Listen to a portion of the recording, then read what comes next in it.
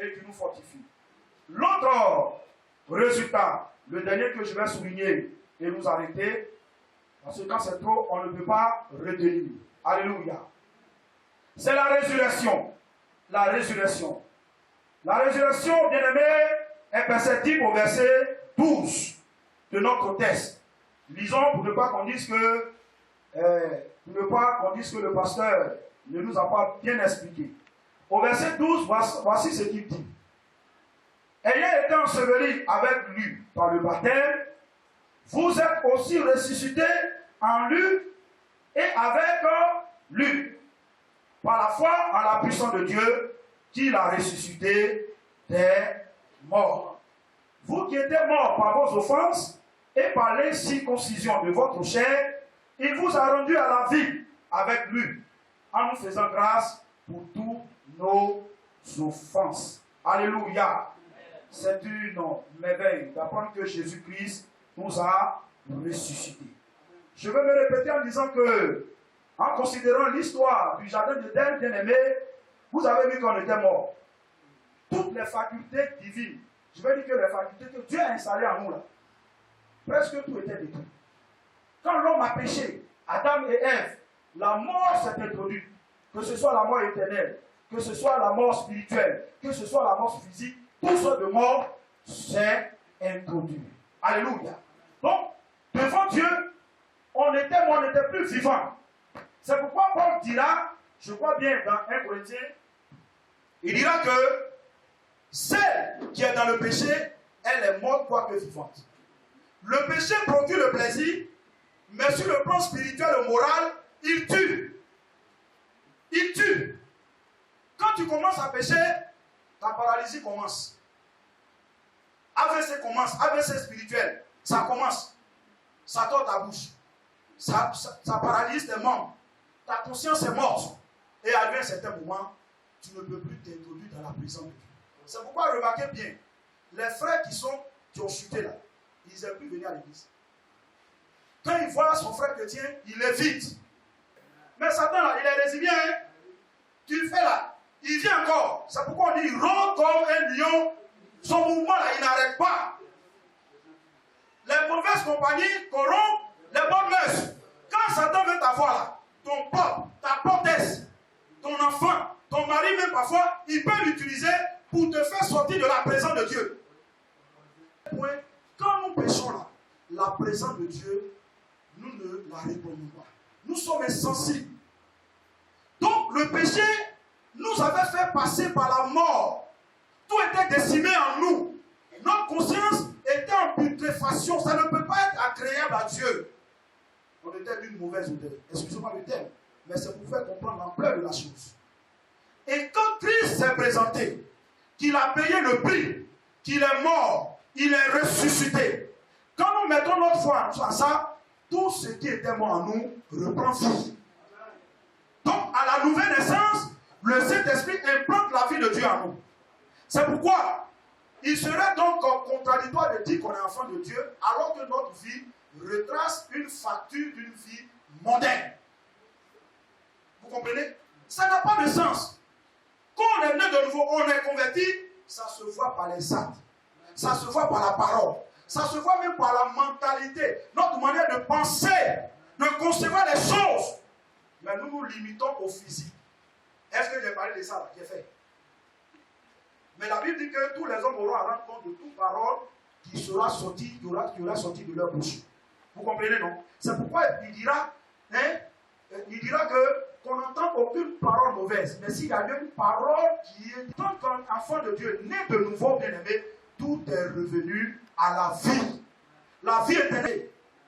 Ton état moral qui était bien et qui a été déchu, le Saint-Esprit recrée ça. Il crée de nouveau. Christ dit, Paul dit, il nous a ramenés à la vie. Mais il l'a fait par le baptême, qui symbolise en partie notre identification à Christ dans son ensevelissement et sa résurrection.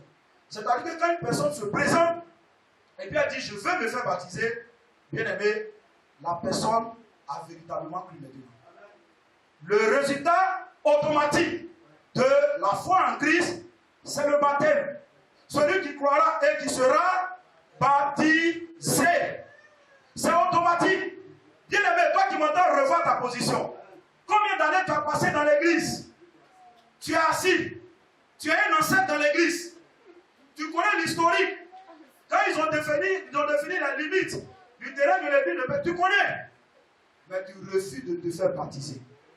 Il faut dire à quelqu'un, c'est-à-dire que ta foi là, vraiment, c'est un peu comme ça, quoi.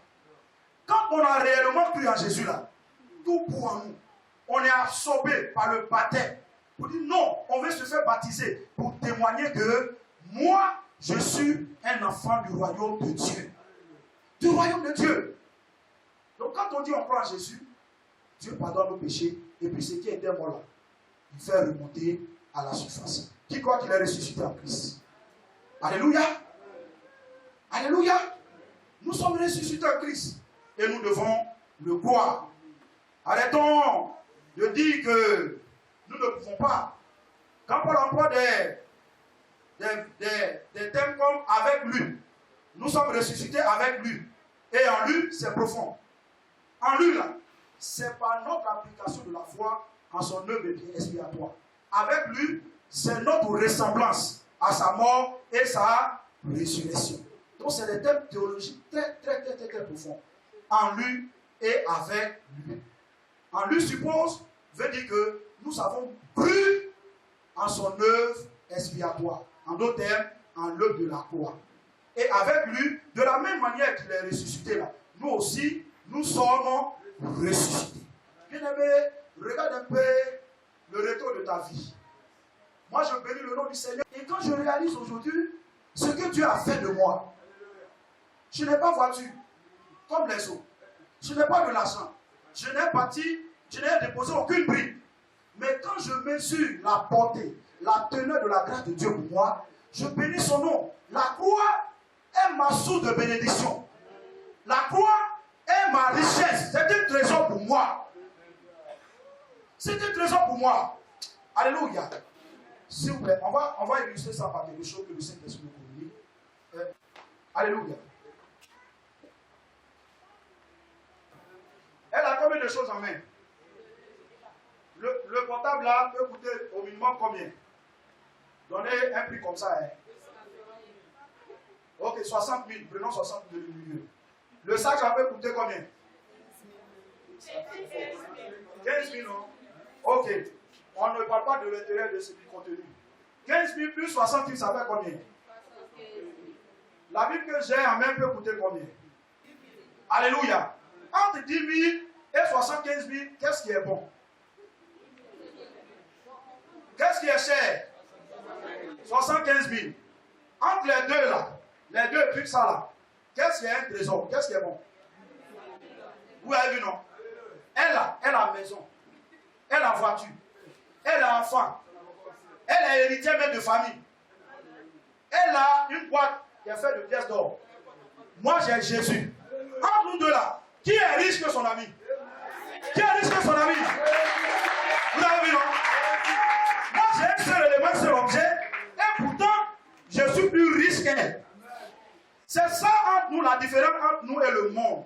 Nous les enfants de Dieu, on a Jésus. Le monde se gonfle avec son argent, se gonfle avec sa maison, avec ses enfants, avec leur niveau intellectuel. Ils se vantent même d'être des hommes, des stars. Mais nous avons Jésus. Et nous sommes plus riches que le monde. Si tu crois que tu es riche plus que le monde, attends le Seigneur.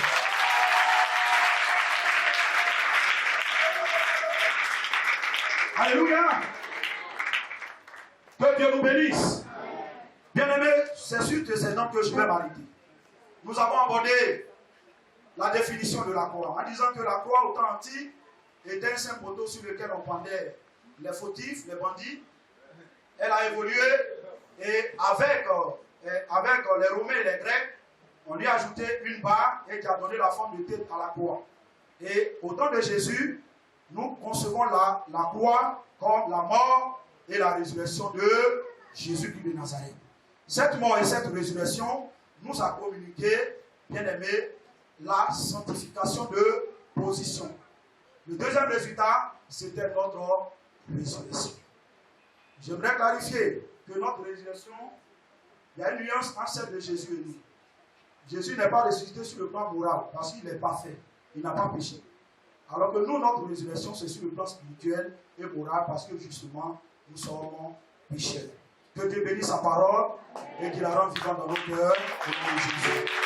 Nous voulons bénir ton Saint et glorieux nom, notre Dieu. Merci pour l'expression de ton amour, oh Dieu, manifesté à la croix de Golgotha. Oui, cette croix, oh Dieu, lieu de douleur, lieu de souffrance, lieu d'atrocité. Oh Dieu, ton cœur s'est senti brisé, ton âme affligée. Mais Père, oh Jésus, tu es allé jusqu'au bout de ce combat. Tu n'as pas renoncé parce que tu nous as aimés d'un amour fort. Nous étions des esclaves vendus, oh Dieu, au mal, au péché.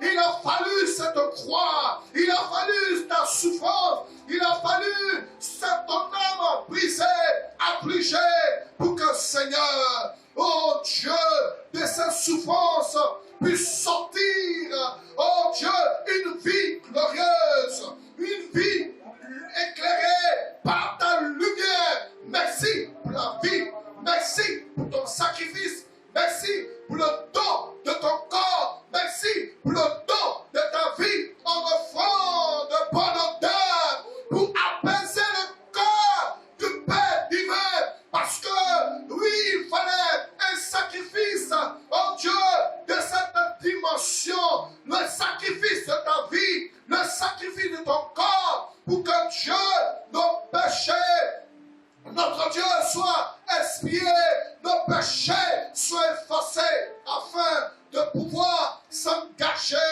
dans une nouvelle voie, dans une nouvelle alliance avec ta personne glorieuse, pour que Seigneur, chaque jour de notre vie, oh Dieu, dans cette nouvelle position, oh Dieu, en toi, nous puissions vivre une vie, oh Dieu, de sainteté, de manière progressive, pour atteindre le futur qui est absolu, qui est pour atteindre le futur qui est merveilleux, pour atteindre le futur qui est élevé, où nous vivrons une vie de joie pour l'éternité. Sois loué notre Dieu.